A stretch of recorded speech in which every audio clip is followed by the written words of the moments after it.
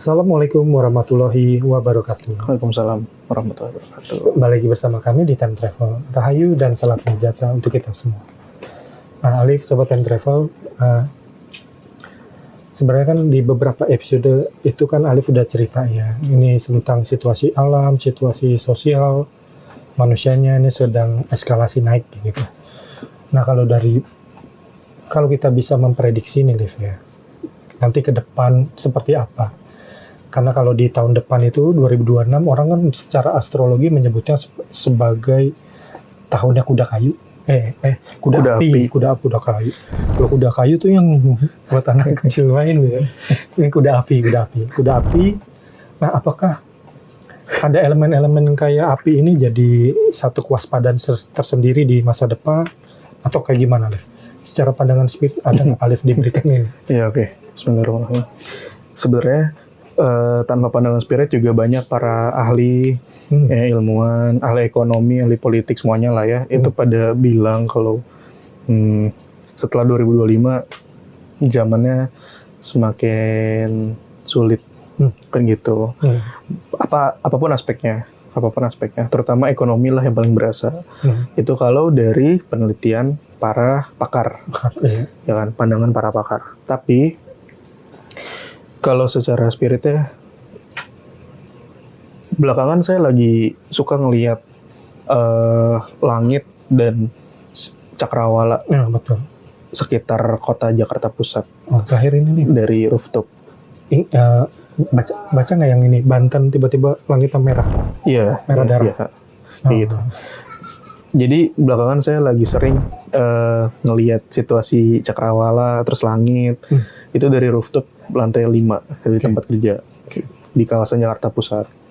Terus sampai satu hari saya ngerasain yang namanya udara makin beda.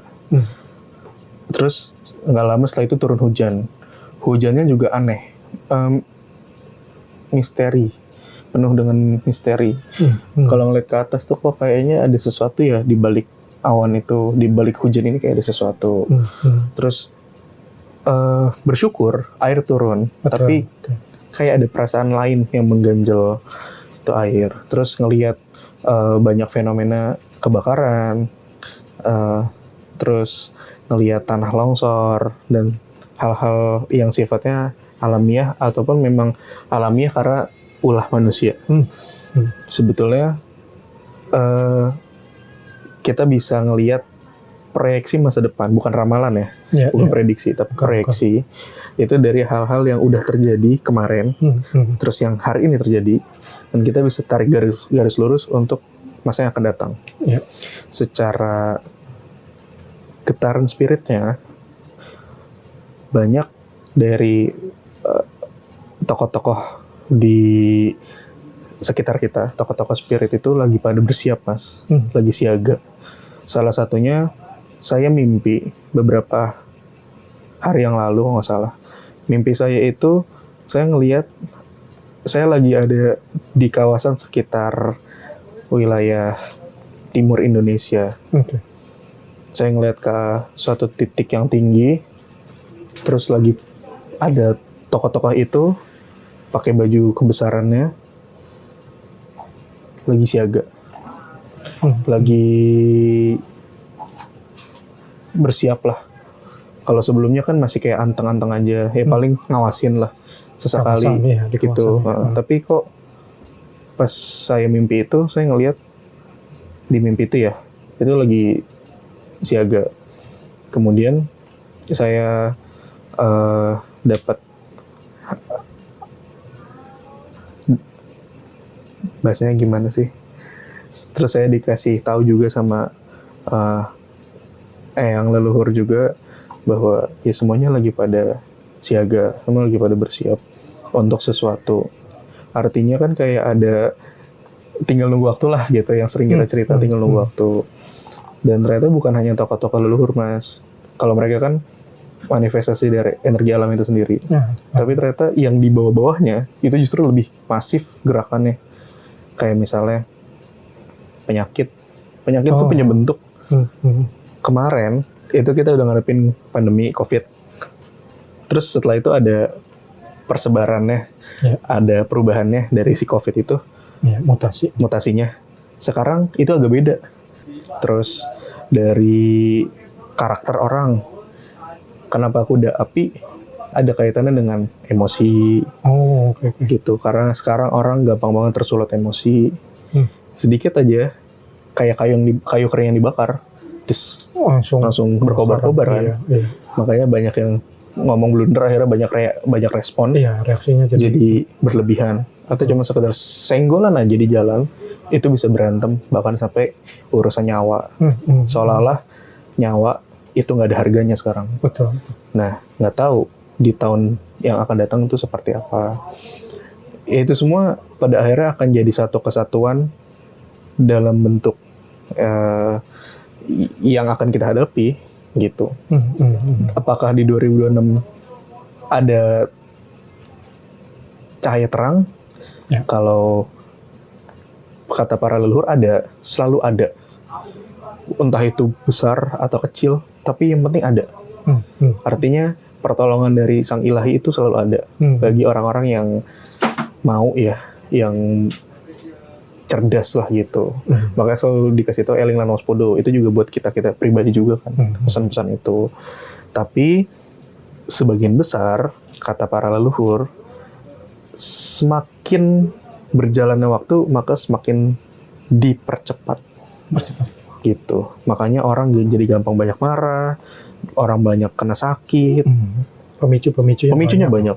Terus negara juga kan termasuk emosi kan juga bagian dari kawasan negara konflik-konflik negara juga internal juga internal negara dan sebagainya. Di sisi lain juga frekuensi alam itu semakin meningkat. Gempa banjir, entah itu ulah manusia atau alamiah, terus vulkanik, gunung-gunung ini lagi pada aktif. Terakhir Semeru, terus ada yang lain-lain juga, Gunung Selamat juga kan kemarin sempat, dan sebagainya.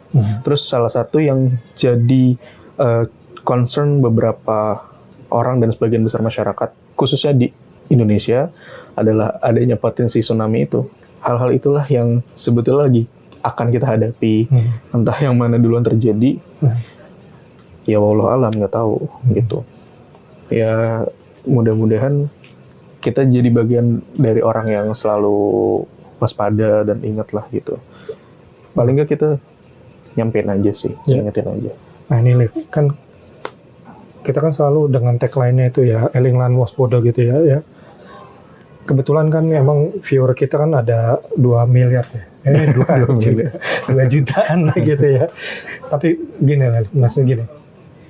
Kalau misalnya memang selama ini pesan kita tuh diterima oleh banyak orang dan kemudian banyak orang berubah menjadi lebih baik, lebih eling dan waspada gitu. Tapi kan jangkauannya ya tadi aku bilang masih 2 miliar ya kan. Nah, bagaimana kalau misalnya ceritanya ini semua didengar oleh 2/3 manusia yang hidup di zaman sekarang? Apakah itu bisa mengubah arah zaman gitu? Satu, saya pernah dengar leluhur itu bilang kalau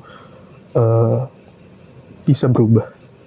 Bisa berubah kalau orang seperti itu ya, totalitas berubahnya ya. Bukan setengah-setengah. Gitu. Iya enggak gitu istilahnya. Kalau iya ya udah gitu. Kalau enggak ya nggak bisa. Yang kedua, saya ingat dari sabda Kanjeng Nabi dan juga dari kitab suci ya, dari Al-Quran salah satunya, kalau yang bisa ngubah diri kita ya diri kita sendiri. Betul. Dan selama masih ada orang yang tunduk sujud kepadanya secara totalitas, ya istilahnya bencana tuh akan ditangguhkan lah, bahasa kayak gitu, akan dimundurin lah. Tapi kan kita nggak tahu. Jadi ya selalu berusaha untuk jadi orang yang lebih baik lah. Gitu. Itu pesan buat kita juga sih. Iya benar. Ya semoga jangkauan kita lebih besar lagi ya gitu, supaya ya kali aja bisa ditangguhkan juga. Supaya bisa mengubah arah zaman juga.